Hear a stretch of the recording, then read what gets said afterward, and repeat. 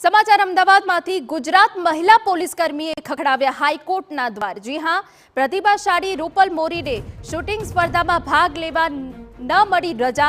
સ્પર્ધા માટે રજા ન મળતા મહિલા પોલીસકર્મી હાઈકોર્ટ પહોંચી છે। ગુજરાત પોલીસ એક્ટ મુજબ યોગ્ય કાર્યવાહી કરવા અરજીમાં ઉલ્લેખ કરાયો છે।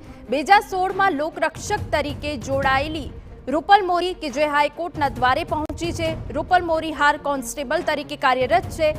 રૂપલ મોરીએ સ્ટેટ શૂટિંગ ચેમ્પિયનશિપથી સહિત સ્પર્ધામાં મેડલ જીત્યા છે। અગાઉ પણ રજા ન મળતા ચેમ્પિયનશિપથી વિમુખ રહી હતી આ મહિલા કોન્સ્ટેબલ। ગુજરાત હાઈકોર્ટ સમક્ષ અધિકારીને યોગ્ય નિર્ણય લેવા નિર્દેશ કર્યો છે। અરજી મુદ્દે 23 જાન્યુઆરીના રોજ વિગતવાર સુનાવણી હાથ ધરવામાં આવશે તેવી વિગત। તો હાઈકોર્ટે યોગ્ય નિર્ણય લેવાનો નિર્દેશ કર્યો છે તેવી વિગતો હાલ તો પ્રાપ્ત થઈ રહી છે, પરંતુ આપને જણાવી દઈએ કે હવે 23 જાન્યુઆરી વિગતવાર સુનાવણી હાથ ધરવામાં આવશે।